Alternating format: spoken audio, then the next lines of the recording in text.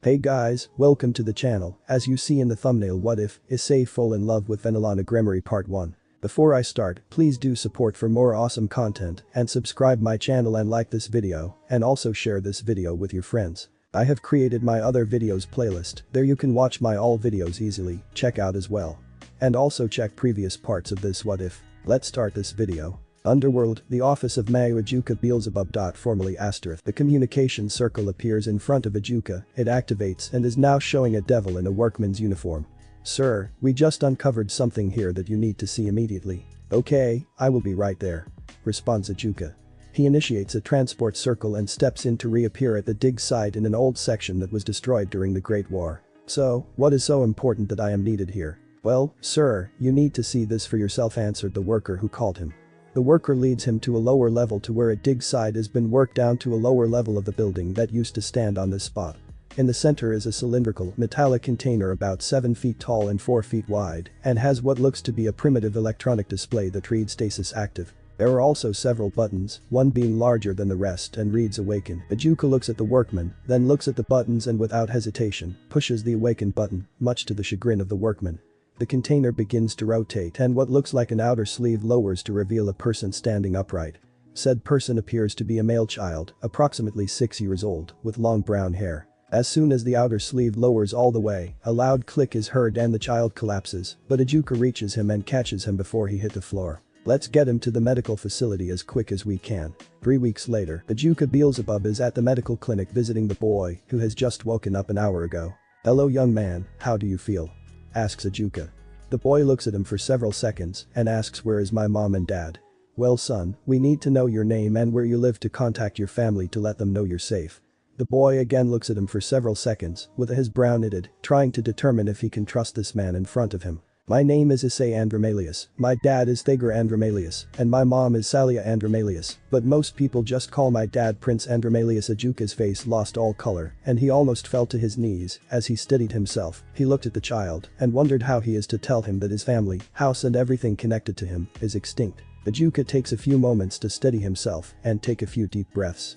Issei, I hope you understand that what I am about to tell you is with extreme sympathy, but I am so sorry to tell you that your family is no longer alive. As a matter of fact, my boy, you are the last and only Andromalius family member alive. The boy is now flooded with emotions as he tries to understand what he was just told, but notices a few tears running down Ajuka's face. Issei says to Ajuka, sir, thank you for being honest with me. I knew that I was being put to sleep and would miss a lot of things, but I had no idea how long I was asleep. Ajuka, who is now studying Issei's face for signs of sadness or anger, replies, Issei, you are very brave for a child of 7, but now, it seems that the house of Andromalius is no longer extinct, and also, you are officially the family head, which would make you Lord Issei, Prince of Andromalius. Thank you sir. By the way, who are you? He, says Issei with a slight chuckle, as he had no idea to whom he was talking to. Ajuka smacks himself on the forehead and says, oh dear me, I should have introduced myself. I am Ajuka, I am from the Asterisk family, but after the Great War, myself and 3 others were selected to be the new leaders, and we took on the last names of several of the original Mayu, so my new name is Ajuka Beelzebub. Issei took in the information and was trying to figure out what it all means to him. He smiles and says, Mayu Beelzebub, it looks like I have a shitload of stuff to catch up on. Ajuka stares at Issei, blinks again, and then roars out laughing so hard he fell to his knees. The next day, Ajuka is in a meeting with Serzich's Lucifer and Seraphol Leviathan discussing young Issei. So, what the hell do we do about this? Asks Ajuka. Serzich's looks back and forth to the others and says, first, we need to find someone who can be a foster family to him until he is old enough to decide what to do. And I think my family would jump at the chance. Seraphol considered this, and by her way of thinking, the Gremory family would be best for the child, considering how they are well known as a loving and caring family, just what the boy needs right now. I agree, but Serzich's, would your family be willing to take him in? Serzich's ponders this and replies, I know for a fact that my parents would love to take him in. He would also have Riaz as an older sister to learn from and play with, but my main concern right now is his mental stability. The boy just woke from a sleep, for which we have no idea why, and he has lost his family. He has to be suffering at some level. The others consider his words, and Ajuka says, I think he may surprise you. He started to warm up to me while we were talking, and when I brought up a topic of his family being gone, and he being the last Andromalius, Issei considered that and told me he knew he was going to be asleep for a long time. He even displayed humor. Serziches interjected his thoughts. Well, I am not sure what would be normal behavior for someone in that situation, but I feel we need to talk to him and ask questions of him so we can better serve him. It is his life after all, and what is best for him is the main concern. Also, Ajuka, you will have to decide eventually why, if and when he receives his evil pieces. Added Serziches. Ajuka nodded at this, and Serafal decided to bring up yet another topic. Yes, the boy's well-being is paramount, but we also have to consider the ramifications to the devil world of the Andromalius family returning. As far as I remember, it wasn't a small house, but not large either, with the rank of prince. Serziches nodded. Yes, you're right, but remember, they did side with our side during the war. I think we should pay a visit to Issei and introduce ourselves and discuss things. The other two agreed and decided to leave to pay Issei a visit. But what Serziches didn't mention was that he knew that Riaz, his younger sister, was eavesdropping at the door to his office the whole time. So, with a slight grin on his face, the three stepped into a transport circle to the medical clinic to visit Issei. Riaz Gremory, 8 years old, with crimson hair just like her father and brother and blue eyes, still stood outside the office of her brother and was debating whether to be happy or upset that there was a chance to have another brother join the family. She wasn't, by nature, a covetous person, but she also wanted to have more friends. She had Sona Citri, who she considered her best friend, who was also the younger sister of Amayu, Serafal. Another who she felt close to was Sakvara Gers, another high-class devil. Compared to Sona, who had a strict manner about her, Sakvara was a bit more laid back and was more talkative. Riaz was mindful of the fact that she had to act a certain way due to her brother being Amayu, but she relishes the time she can be with her two friends because she can act more like the girl she wants to be. To be honest, she wanted a male friend who didn't look at her as a princess, the next heir to the Gremory family. She wanted a male friend who, after considering, could even be a romantic figure. Granted, being only 8, she still had romantic fantasies like any other young girl. Riaz, with a slight smile on her face, started skipping down the hall to her room.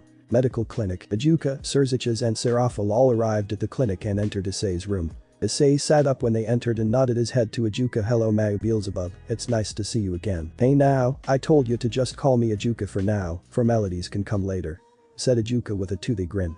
Issei let that comment run around in his brain for a bit and smiled and said, okay, Uncle Ajuka. Ajuka's eyes bulged and the other two Mayu both laughed out loud. After calming down a bit, Ajuka introduces the other two with him. Issei, these two are also Mayu, pointing to Serziches. This is Serziches Lucifer, and that is Serafal Leviathan. Issei wipes the grin off his face and says, hello, pleased to meet you Mayu Lucifer and Mayu Leviathan. Serafal pouts and tells Issei, boo, you call me Serah when we're in private, and I'm sure Serziches won't mind you dropping the formalities either. Serziches nods in agreement at Serafal's comment. Okay, Auntie Serah. Replies Issei with a wide smile. No. Serziches belly laughs at the banter between the two and notices a communication circle at the ear of Ajuka. Okay yes, good, bring it here as soon as possible. Ajuka dissipates the comm circle and looks at Issei. Issei, the workers at the site found a large crate with what looks like personal items of yours. They will be bringing it here in a short while. Okay, thanks. Replied Issei, nodding his head. Serziches clears his throat. Issei, we have some serious matters to discuss, are you up to it right now? Yes sir, actually, I have been expecting this and I have some questions too. Replied Issei. Let me start by saying that we have considered your unique situation and, with your approval, would like you to move into my family's house and accept them as a foster family until you are old enough to be on your own. My family, being Lord and Lady Gremory, my sister Riaz and my queen and wife, Gryphia. If you're okay with this, then in a few hours you will be released from the clinic and can go home. Issei closed his eyes and thought about what Serziches just said. After a few moments of silence, Issei spoke up. Serziches, thank you for your offer, and considering I really don't have anywhere else to go, I will take you up on the offer, under one condition. Serziches furrowed his brow and asked, oh? What would that be, young man? Issei's face became solid, stoic and firm, looked directly into his eyes, and said, I will, only if Auntie Serah can tuck me in at night. Ajuka and Serziches belted out laughing, and Serafal pouted like a little girl, but her face had a slight pinkish hue to it. At another location. So, is this information correct? Asked a man with steely gray eyes, black hair and a hawk-like nose. The woman standing in front of his desk, tall, slender, long white hair reaching down to her very well-shaped behind, responded, yes, m'lord, this information is only 2 days old. We received it from someone in the medical facility the boy is in, and, as far as anyone knows, he is all alone and has no one to look after him. The man looked at the report again and said, okay, go there and see what you can find out. If this information is correct, we will definitely need him to join his parents in death. Yes sir, I will take care of it. The man looked at her, and with malice openly displayed, he said, see that you do one more mistake, and you will find yourself wishing that you had never been born. No go. With a yelp, the seductive-looking woman left. The man leaned back in his chair, lit a cigar, and entered deep thought.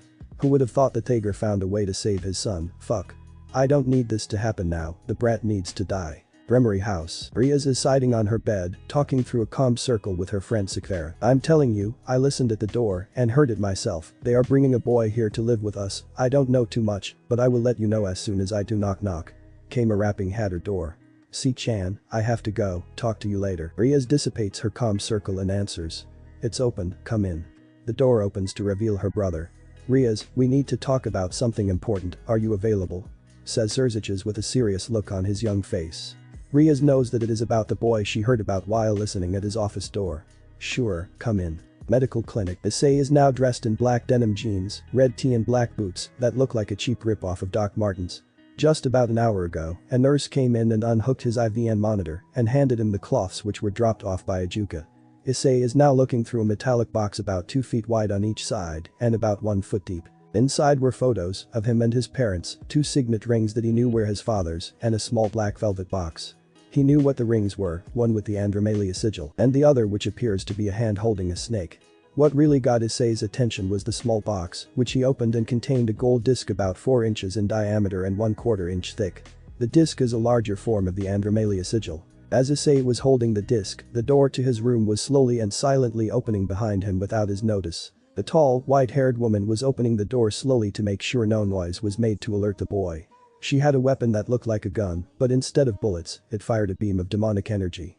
She spotted the boy with his back to the door. Damn, this will be easier than I imagined, she thought as she raised a weapon to fire. Issei was holding the disc when all of a sudden, it felt ice cold and his vision went black with a tightening of his chest. This sensation lasted a fraction of a second and then it ended as it began. Issei heard the door to his room close, he turned around to see nothing there, but what caught his eye was a small pile of ash just inside the room at the door. Thager, we must hurry, or all may be lost. I know that Salia, we just have to make sure this works as planned. I will not have my son destroyed by this. Thager and Salia Andromelius, along with their son Issei, were the last of the Andromelius family alive, and right now, several hundred angles, fallen and devils are fighting very close, and time is running out. Their son Issei was already in a suspended animation type deep sleep, and Thager is about to seal the chamber. Just one last thing. Thager brought his hands up and brought them together, touching his 2 signet rings together. A tremendous bright light emitted from the rings, traveled to Issei and pierced his head, which caused the boy to convulse uncontrollably. After several seconds, it was over, and the 2 parents wept as the chamber was finally sealed. The chamber then lowered into the ground and was covered. He removed his rings and put them in a metallic box, along with other things, and placed it in the ground beside the chamber. Thager looked at his wife and said, well, that is that, now we can go fight, even though it means we are assuredly going to die, we will die knowing that our son will be safe. The 2 then headed out the door and was soon accosted by several score of angles. Thager and Salia never stood a chance as Thager was preparing his attack, Salia was too slow in drawing her sword and was pierced by several light spears, instantly killing her. Thager howled in rage as he formed a ball of demonic energy in his left hand and a beam of blacker than black light in his right. With all his rage, hatred and grief, he launched his attack and 25 angles were no more. Unfortunately for Thager, the remaining 40 or so were too much for him as he was struck down in an instant.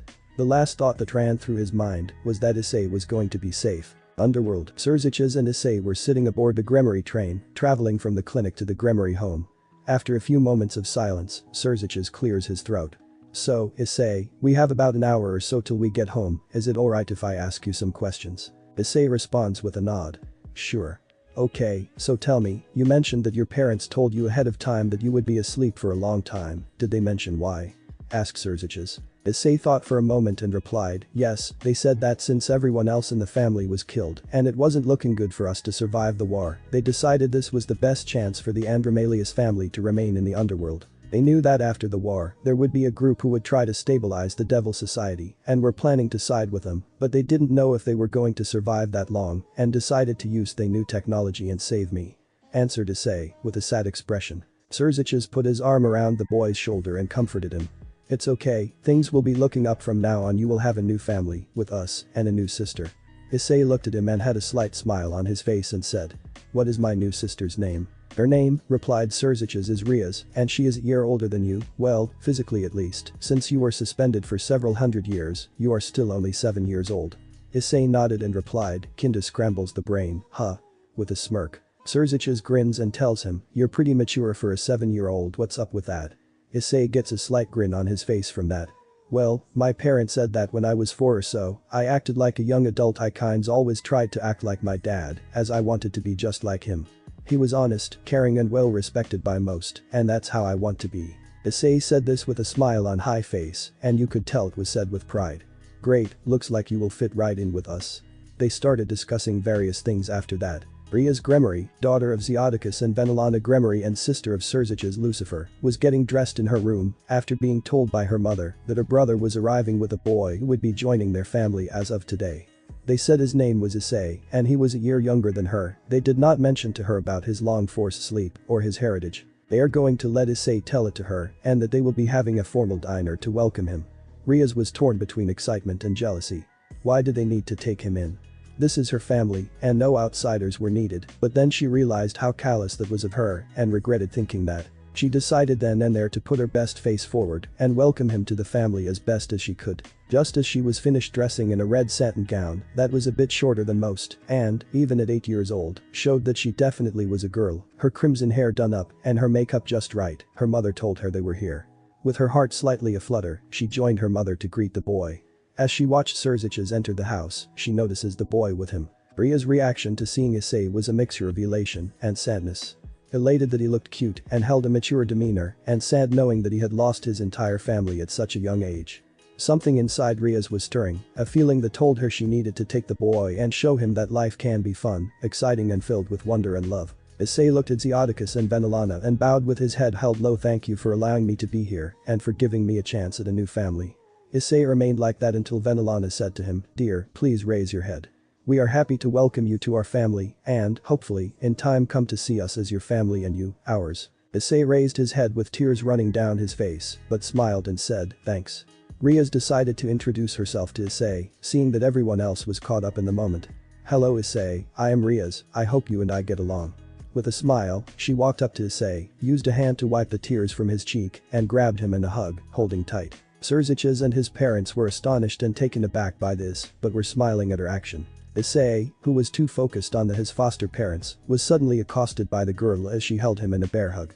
Issei stiffened and didn't return the hug, not knowing how to react to this, as he tensed up, but Riaz just stood there holding him in that embrace. He soon eased up and slowly brought his arms up and returned the hug, realizing for the first time that hugging a girl was kinda cool. Especially noticing that the girl who was only a year older than her has a noticeable beginnings of a bountiful chest, and he was definitely feeling them against his body, which, of course, made him aware down there and pried himself out of the hug. Nice to meet you too, Riaz. Replied Issei with a stammer and a blush. Riaz backed up with a quizzical look upon her face. Riaz, why don't you show Issei to his room and then to the dining room so we can have our first meal with Issei? Venelana interjected. Okay, come on Issei, let's go and get you settled in. As the two departed, the remaining adults had a secretive all-knowing look on their faces. Riaz led Issei to his room and he was astounded at how large the room was. Even the bed was the size where several people could sleep and still have plenty of room. As Issei was putting his belongings on the bed, Riaz asked, Suo, do you have a girlfriend? What in hell made me ask that? Issei slowly turned to her, stared directly in her eyes and walked up to her till he was a foot away from her and said, Suor, they were all lining up for me when I was revived from over 700 years asleep. They both remained like that for several seconds and both broke down and laughed like it was the funniest thing they heard. Sorry, I guess that was a stupid question. Nah, not really, but if I did have a girlfriend, she would have to have a certain look about her. Said Issei, with a slight smile. Oh yeah, and what would that look be? Issei looked around the room, walked up to Riaz and took her hand to lead her to the wall opposite his bed, to where a mirror was, put his hands on her shoulders and turned her around to face the mirror. She would look like that. Pointing at her reflection with a smile and a blush to his face. Riaz instantly turned as red as her hair, slowly turned to Issei, and as quick as lightning, pecked his cheek with a kiss, turned around with her head lowered a bit and said in a very low and soft voice, thanks, let's go eat, and quickly started walking out the room. Issei's chest, on his left side, started to itch. Not paying too much attention to it, he followed Riaz out the room. Somewhere in the underworld, same day. Where the fuck is that bitch? She should have been back a long time ago. If she failed her mission and is afraid to show her hag face, then she better hope I don't rip her freaking ice cold heart out of her. Yelled Naragan Shax, the current head of the Shax clan. A knock at the door caught his attention and told them to enter. Sir, we have bad news, the boy is still alive and is under protection of Surzich's Lucifer, and also, we think Ithera is dead. In a blink of the eye, Naragan's aide was obliterated from a spear of ice that was launched from his boss. That's it, that fucking wannabe Lucifer has interfered with my plans for the last fucking time you're dead Surzich's, I will rip your fucking heart out of your fucking chest. Roared Shax. At a secret base, same day. At the same time, a meeting was being held in a secret location. A tall, handsome black-haired man, with pointy ears and pale skin, was addressing a group of other devils, who, along with him, were at one time prominent members of Devil Society. So, it is agreed that we officially form our group of true Satans, and forcibly take back what is undoubtedly and rightfully ours. Everyone present nodded their assent. Back at the Gremory Mansion, same day. Sona Sitri, the younger sister to Seraphol Leviathan, was on her way to visit Rias. As she entered the main gates to the mansion, she caught sight of another person. Sikvera, were you asked to come over also? Asked as she stood at the gates. Yeah, Rias called me and asked if I wanted to come over and meet her new younger brother. Replied Sikvera, with a cheerful smile. Well, that's what she asked me too, what's with this younger brother thing? She asked. No idea, guess we will find out in a few, huh?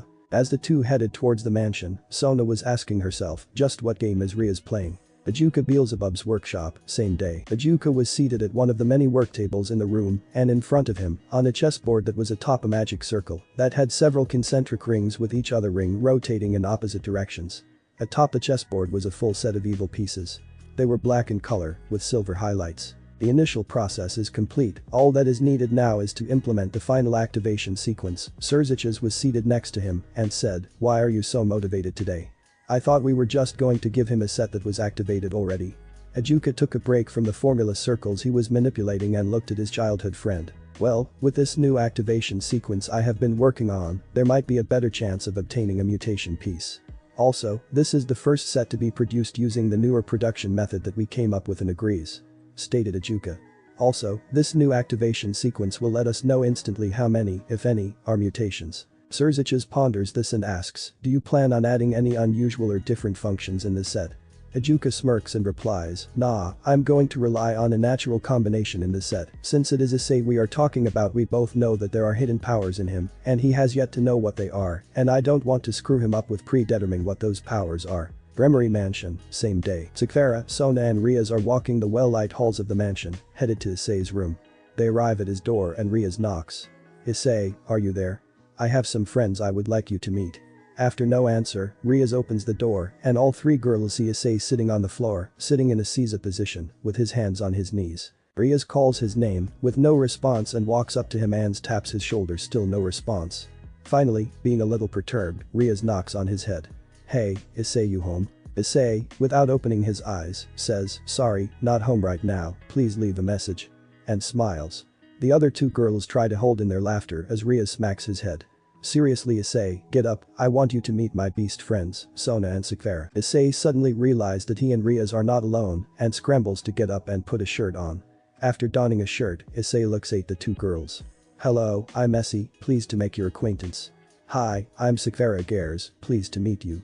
Then Sona introduces herself, I'm Sona Sitri. Issei nods at the two. Just as Issei and the girls start to get to know each other, Grafia entered the room, since the door was open, and announced to Issei that Surzich's has arrived and wants to see Issei. The three girls are disappointed, but understand as Grafia leads Issei to Surzich's in his office. As Issei arrives at Surzich's office, Grafia leaves to continue her duties. Ah, Issei, come and sit, we need to discuss a few things. As Issei sits opposite of Surzich's, he looks around and sees several objects on the desk. One being an ornate wooden box, and another being a dagger that looks awfully familiar. I see you noticed the dagger, we found it at the site where your old house once stood. Issei knew that it was his father's. You can keep it if you want, technically, it belongs to you anyway. Offered Surzich's. Issei picked it up and stared at it for a few seconds. Thanks Surzich's, I think I remember my dad holding this sometimes. Replied Issei. Okay, now this box contains a set of evil pieces, did your parents ever explain them to you? Issei nodded.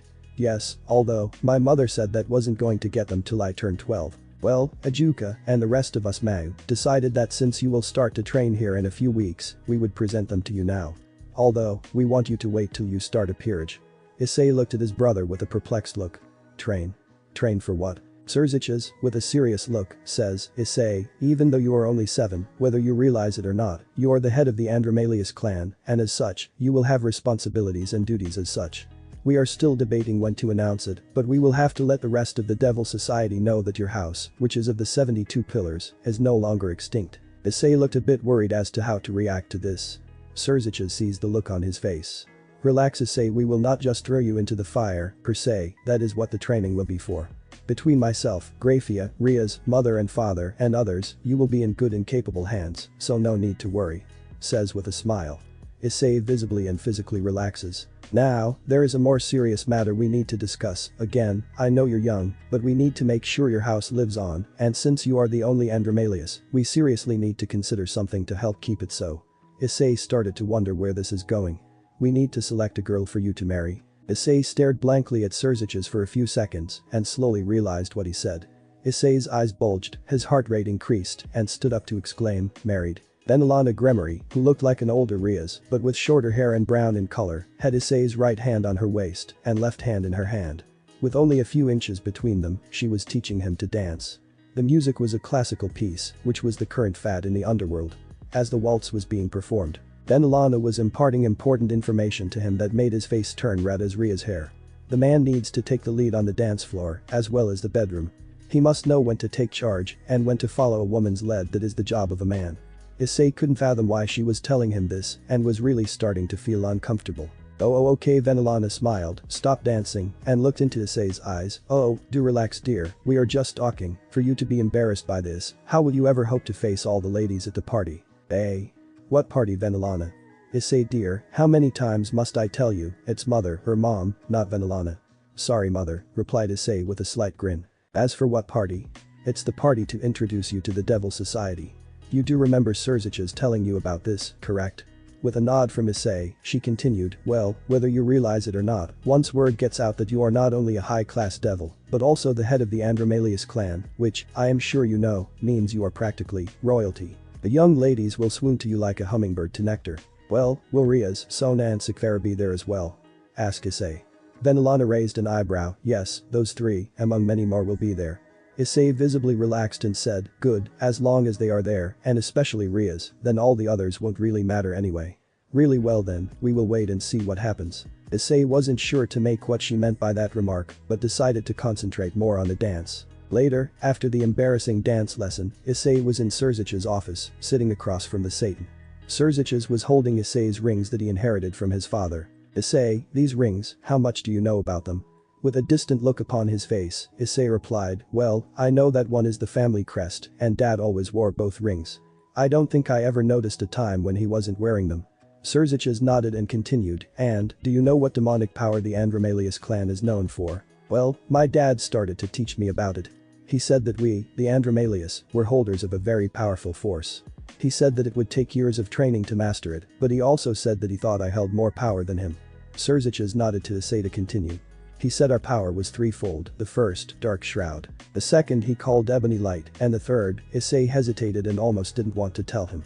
The third is called Black Death. Surziches understood Issei's feelings while getting out of his chair and sitting next to him on the sofa. Surziches put his arm around his shoulder. Issei, it's okay, there is no need to fear, I already knew your powers, I just needed to know how much you have learned before all this. What Surziches was holding back was that he had met Issei's father back then. He was going to side with the anti-Satan faction and had said he would support him and Ajuka. Even though he was the 72nd pillar, he was one of the most powerful devils, a close second to Lucifer himself. Issei, do you know how to call forth the powers? With his head down and his hair covering his eyes, Issei muttered. Yes, my dad said I was as strong as him by the time I was 4.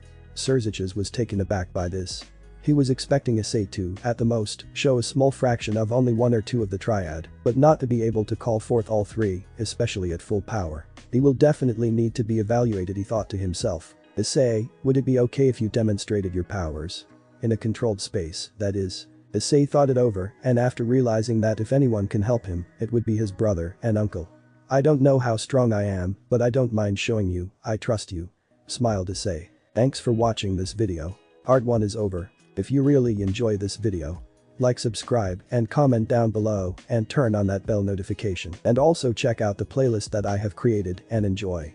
Link is in the description. See you in the next video. Goodbye.